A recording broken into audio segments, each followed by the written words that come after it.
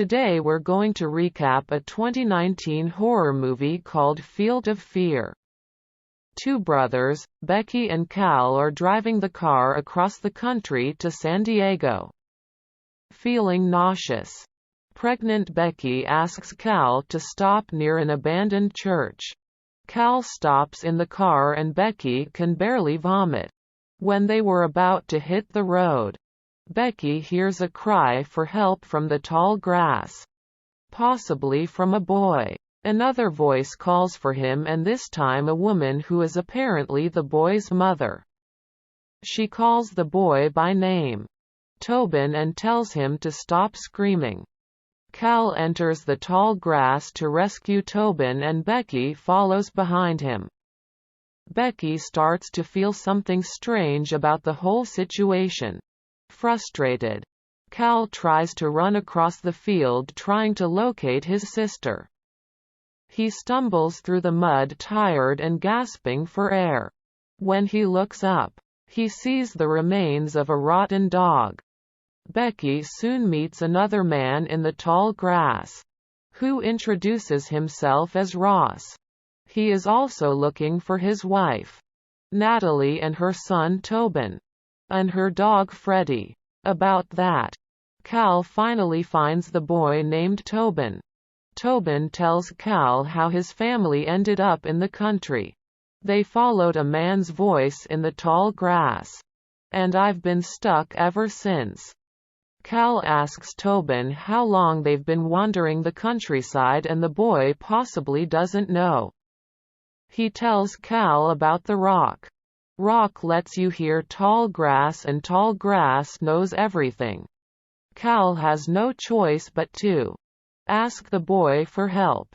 Tobin is eager to help his new friend and tells Cal to stay close to him while they go look for Becky. Becky follows Ross through the tall grass and misses him. Feeling panic rise in her chest, Becky frantically searches for the man. A shadow then jumps out after her, putting his hand over her mouth and muffling her screams. Cal follows Tobin to a clearing where a gigantic rock sits in the center. Cal walks towards him and sees the symbols carved into it. A loud scream from the field interrupts his trance. Travis stops the truck at the same church where Cal parked his car. He sees a pocket novel belonging to Becky by the side of the road. Ignoring the uncomfortable feeling in her chest, Travis ventures into the countryside. He soon stumbles across Tobin. Tobin calls Travis by name, leaving Travis confused. Tobin insists they have met before, but Travis could only look at the boy in shock. Finally, the boy leads Travis to Becky's rotting corpse. Tobin watches from a distance as the man shudders and cries beside the corpse. Back to church, Tobin is standing towards the tall grass, completely terrified as he holds his dog and calls his mother, saying that a man is calling from the field.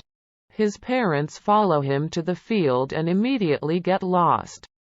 At dawn, the brothers arrive at the side of the field and enter the tall grass with Tobin's screams.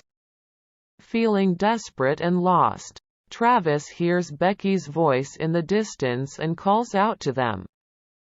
Travis finally catches up to Tobin, Becky, and Cal.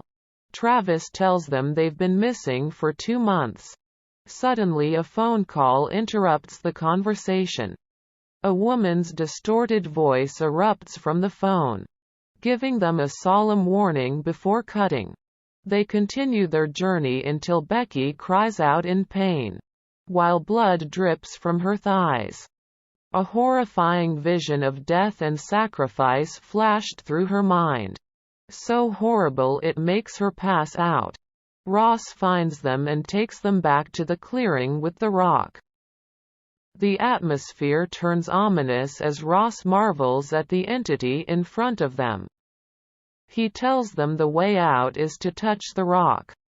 Suddenly a woman appears from the tall grass that is Tobin's mother, Natalie. She protects her son while warning her husband to stay away from them. When she looks at Becky, she gasps. She insists that she saw Becky and that she was dead. Ross insists Natalie is just confused. Becky clutches her stomach in pain and another vision flashes through her mind. She sees the grass people and Ross with milky white eyes and a sinister smile on his face. While Ross turns his back on them, Travis throws him to the ground and starts punching him. Ross soon gains the upper hand and breaks Travis's shoulder. Natalie pushes her son to run and takes her insane husband's arms. Ross finally crossed the line and crushes his wife's head with his bare hands. The group runs back to the field and Freddie leads them towards a building. Travis apologizes to Becky, but attacks your brother. Fed up with everything, Cal punches him in the face. Their fight is interrupted by Ross, who is now knocking on the door. The group climbs to the top of the building and barricades the door. Cal and Travis spot the dog Freddie as he walks across the empty parking lot. The dog suddenly disappears and then reappears on the main road near the church. Travis concluded that must be the way out. Ross manages to open the door as they descend the fire escape. Ross catches up with Cal and grabs him by the shoulder. It brings out Cal's worst fear: that he will be left out when the baby is born and that Travis and Becky will end up together. Cal runs away and back to the field, but is soon approached by Ross. As Cal turns to his side, he sees his own mutilated bodies looking at him with their soulless eyes. A final shiver runs down his spine as Ross chokes him to death. Travis wakes up and returns to the field to look for Becky. Beaten and bruised, he thanks Becky for trying to keep her baby and that her baby deserves to live. Suddenly, Ross grabs Becky from behind. Becky is terrified and exhausted, but with the remaining energy she picks up the scissors from the ground and stabs Ross in the left eye. She pushes back and runs to find herself surrounded by grass and the people she saw in her vision. They approach her, defying her escape attempts and charging her against her will. Becky wakes up and takes out her cell phone and tries to call herself, revealing herself to be the woman who gave them the ominous warning earlier. When she drops the phone in pain, she sees the rock carvings, carrying the prophecy of her own pregnancy. The ground breaks in front of her, revealing the roots under the rocks. Thousands of babies, dead and alive, writhed in the roots below her, all crying out for help. Becky screams at the horrifying sight of what appears to be her daughter's fate. With one last push and scream, she passes out. The full moon shines above her as Becky wakes up in a dazed state. Cal is feeding her something. Becky asks what she's eating and her brother replies that it's just grass. While the blood falls to the ground, Becky soon realizes that something isn't right. She turns her head and sees her daughter dead. He's been feeding her the baby all this time.